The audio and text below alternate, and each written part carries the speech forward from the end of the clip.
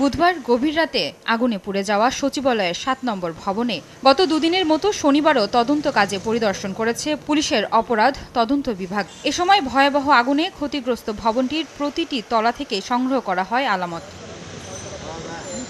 পুড়ে যাওয়া বিভিন্ন মন্ত্রণালয় ঘুরে দেখেছে আগুনের ঘটনায় গঠিত উচ্চ পর্যায়ের তদন্ত কমিটি।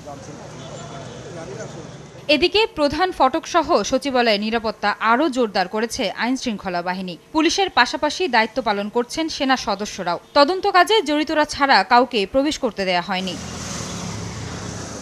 নিরাপত্তার স্বার্থে সচিবালয়ের কর্মরতদের স্থায়ী ও অস্থায়ী প্রবেশ পাস ছাড়া সকল ধরনের প্রবেশ বাতিল করা হয়েছে। প্রধান উপদেষ্টার বিশেষ সহকারী খোদা বক্স চৌধুরীর সই করা এক বিজ্ঞপ্তিতে সাংবাদিকদের জন্য ইস্যু করা অ্যাক্রিডেশন কার্ডও বাতিল করা হয়।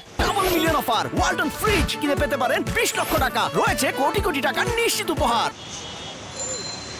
দায়িত্বরত পুলিশ কর্মকর্তারা জানান, তদন্তের স্বার্থে সচিবালয়ে কর্মকর্তারা ছাড়া আর কেউ প্রবেশ করতে পারবেন না, এমন নির্দেশনা দেওয়া হয়েছে। এদিকে অ্যাক্রিডেশন কার্ড বাতিল করায় সাংবাদিকতা বাধাগ্রস্ত হওয়ার আশঙ্কা করছেন গণমাধ্যম কর্মীরা।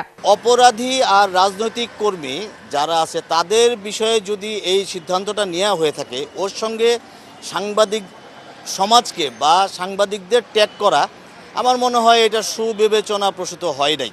একমাত্র যাদের ডিজিটাল কার্ড আছে এখানকার স্টাফ যাদের ডিজিটাল কার্ড আছে, স্থায়ী পাস আছে, তারাই ঢুকবে। বহিরাগত কোনো লোক অর্থাৎ কোনো হাত স্লিপ, হাত পাস এগুলি এলাও হবে না। সাংবাদিকও পরবর্তী নির্দেশ না দেওয়া পর্যন্ত প্রবেশ করবে না। বুধবার গভীর রাতে ভয়াবহ আগুন লাগে সচিবালয়ের ৭ নম্বর ভবনে। পুড়ে ছাই হয়ে যায় ৫টি মন্ত্রণালয়ের গুরুত্বপূর্ণ নথিপত্র সহ সবকিছু। আয়েশা সিদ্দিক, সামিয়া, সময় সংবাদ, ঢাকা।